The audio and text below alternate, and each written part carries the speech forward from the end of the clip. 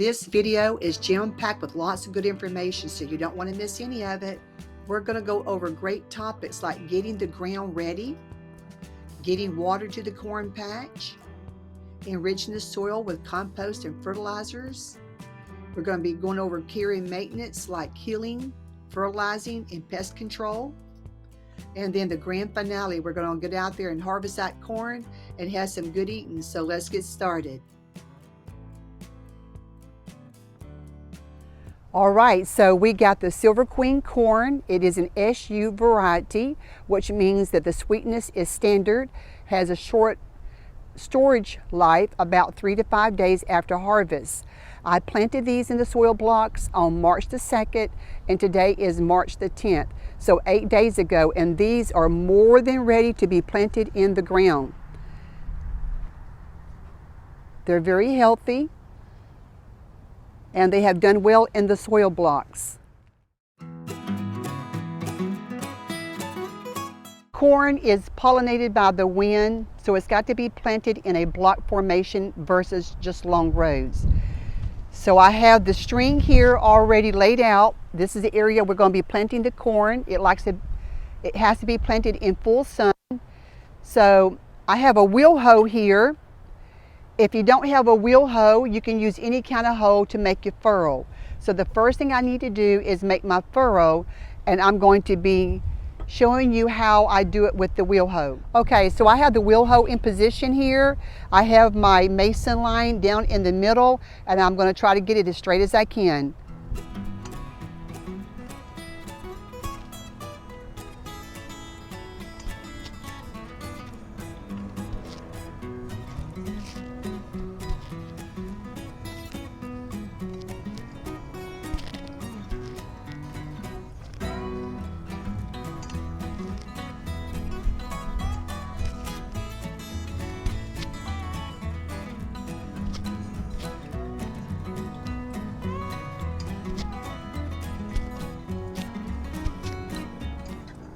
All right, so we got the 4 rows made.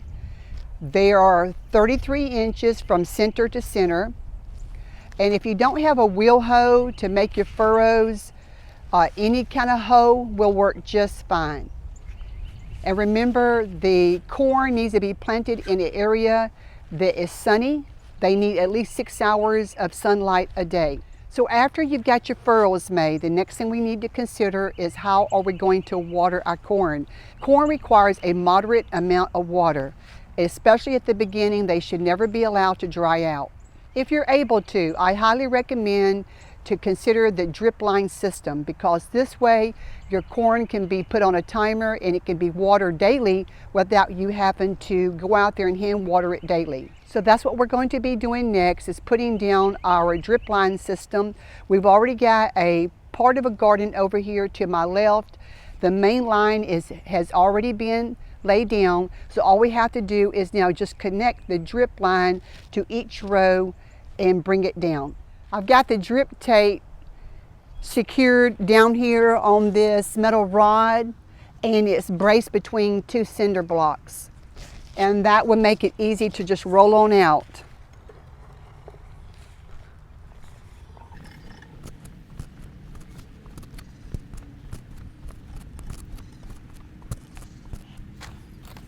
So here's my main line. It's already in use, so I'm just going to feed off of this. This is my drip tape.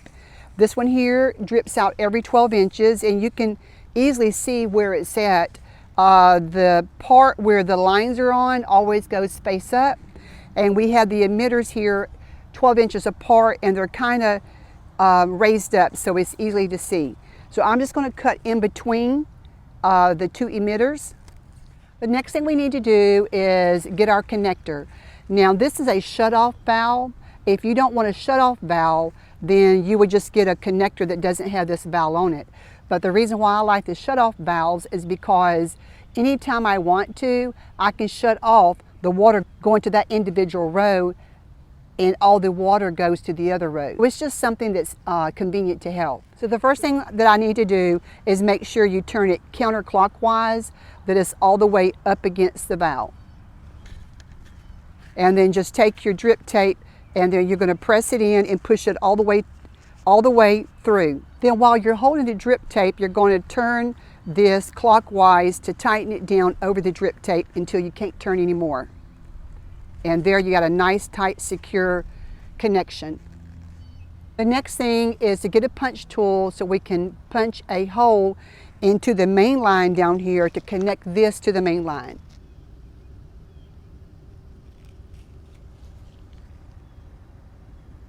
Now that the hole is punched in the main line, all I have to do now is to connect this shutoff valve into the main line. The drip line is now down in all 4 rows, so now it's time for the next step. This is the Kandy Korn that I pre-planted in soil blocks.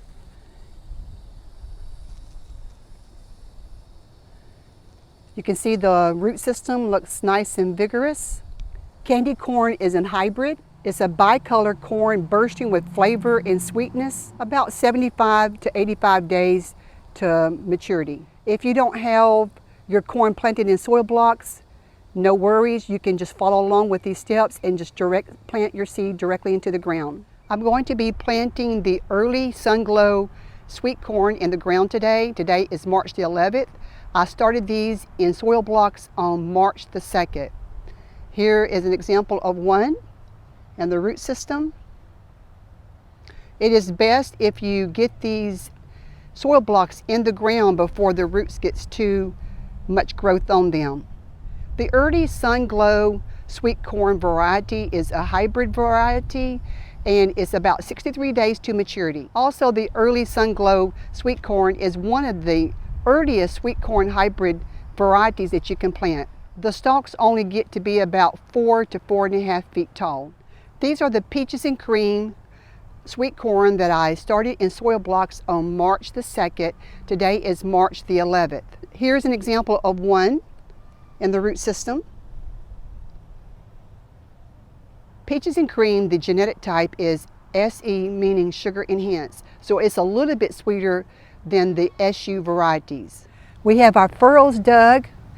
We have the drip line down in the furrows. Now it's time to get the soil prepared to plant the corn.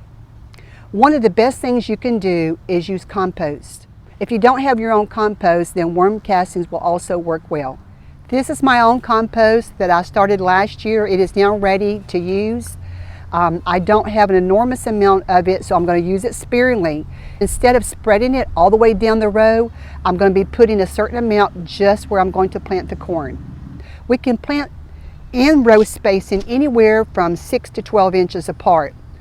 I'm going to be planting mine this year 12 inches apart because I want the corn to be seated right where the water comes out at the emitter. And this drip tape emits water every 12 inches. After you put your drip line down, don't forget to put your end caps on at the end to cap off the water. So here is an emitter right here. So I'm going to be planting my first corn right here. I'm going to put my compost right here on top of the drip tape.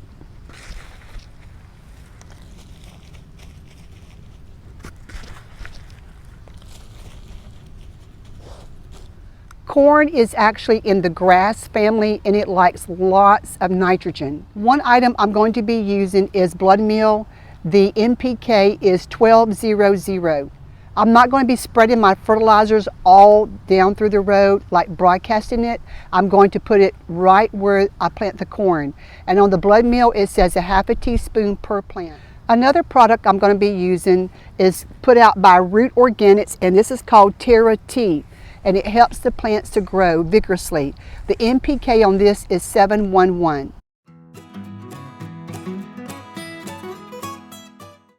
Here's my Sliver Queen corn grown in the soil blocks, and I'm just going to plant them one by one. Just seed it down there and make sure that the soil, if you're going to do the soil blocks, make sure the soil gets up at the soil line. If you're not going to do soil blocks, this is a good time just to direct sow your seed. And then just bring the soil up around that and just kind of heel it up.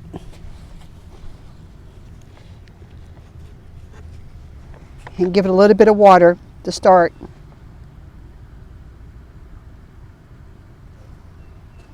And I'm going to go on to the next one.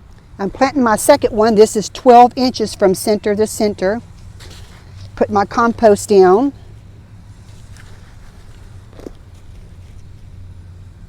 Blood meal.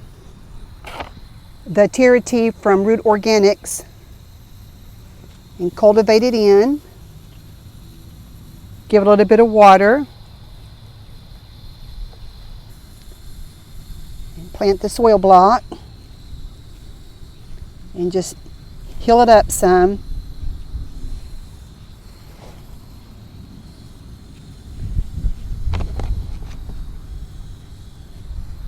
And give it a little bit more water to start. I'll be back as soon as I get all the Sliver Queen corn planted. The Sliver Queen corn is all planted. I'm going to bring you back soon for an update.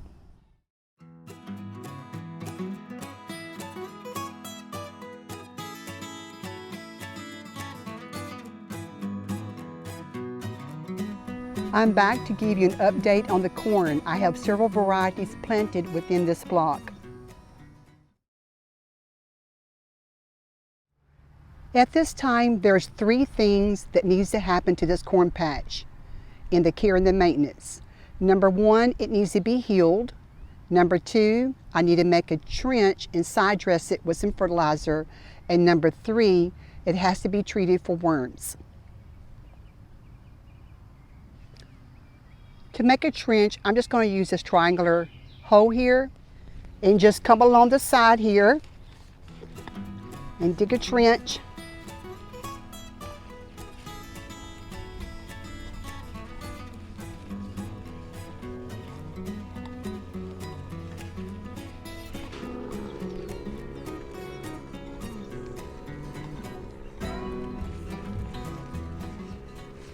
At this time, put down a good high nitrogen fertilizer of your choice. I'm going to be using a couple products. The Organic Plant Tone. This has an NPK of 533 and also Organic Blood Meal NPK of 1200. And just come and sprinkle it along here in the trench. I'm not measuring, I'm just giving a good sprinkling here. Now I'm side dressing with some blood meal. And again, just sprinkle it along here.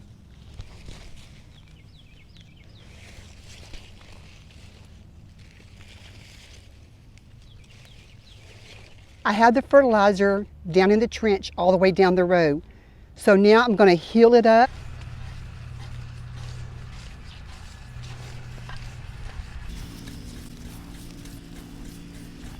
Now, as I cover the fertilizer up, I'm going to be healing it at the same time. And this is just a matter of getting the soil up over the roots of the corn for more added support.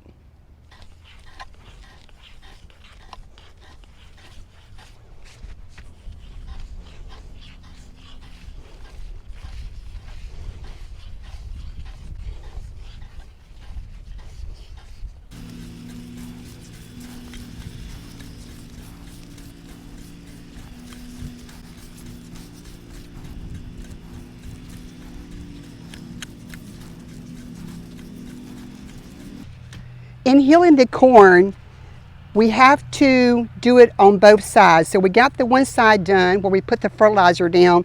Now it's time to bring the soil up and heal this side.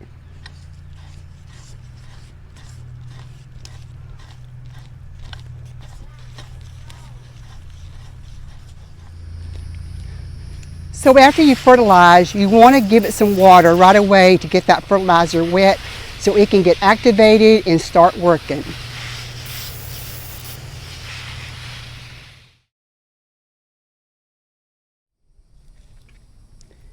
This right here is evidence there's a worm in here. This is beginning to tassel a little bit. So I've got to get out here and spray with some spinosad. Now we're going to be treating the corn for worms and other insects that might be invading. And I'm going to use this organic spinosad, 4 tablespoons for 1 gallon of water.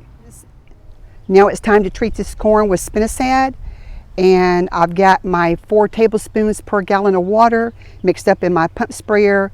And so what I'm going to do here is just come along and spray it really good. You want to get it down inside the middle here.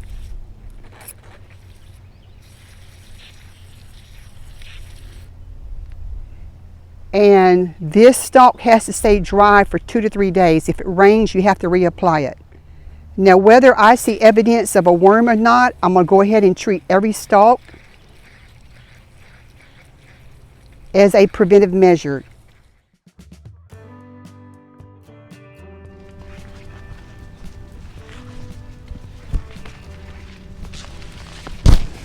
It is time to harvest the corn. Let's get picking.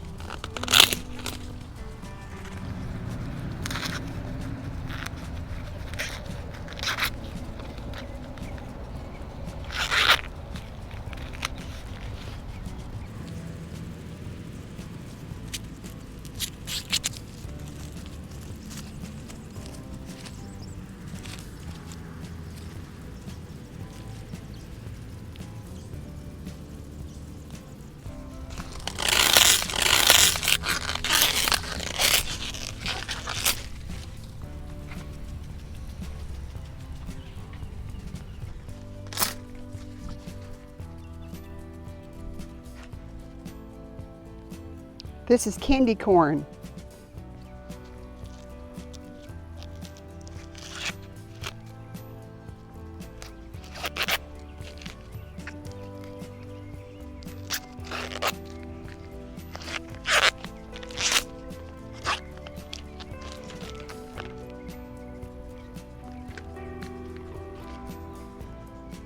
Looks good.